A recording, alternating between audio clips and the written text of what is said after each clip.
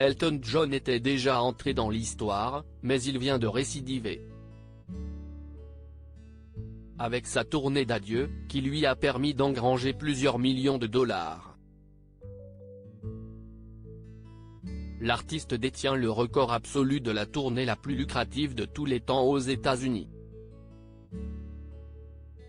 Depuis le mois de septembre 2018, le grand Elton John traverse les 4 coins du monde pour sa tournée d'adieu tant attendue. Souvenez-vous, au mois de janvier 2019, le chanteur avait annoncé vouloir se retirer de la scène après cette même tournée de près de 400 dates à travers le monde.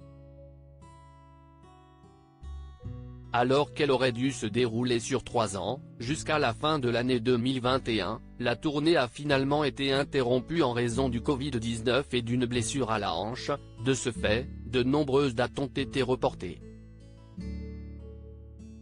Elton John devait se produire pour la dernière fois dans la capitale en octobre 2021, mais le show a finalement été déplacé au mois de juin 2023.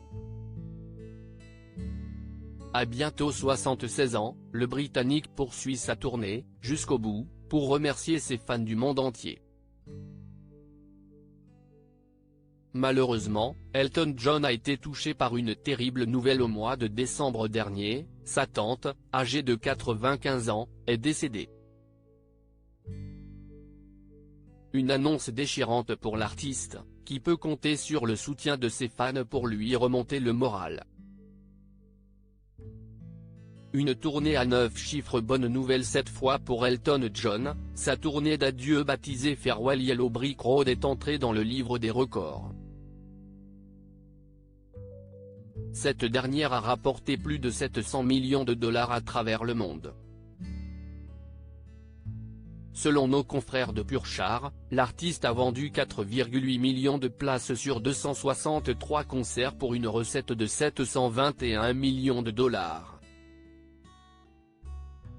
De gros chiffres, qui pourraient bien dépasser ceux de U2, avec la tournée 360 degrés à 740 millions, mais aussi Ed Sheeran et ses 776 millions avec la tournée Divide.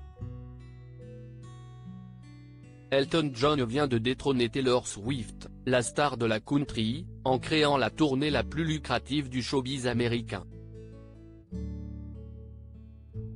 À moins qu'elle ne récupère son trophée. L'interprète de I Am Still Standing cumule 490 millions de dollars avec 163 dates aux États-Unis. Bien évidemment, ces chiffres représentent la recette globale. Après ça, il y aura des frais à retirer, notamment les impôts.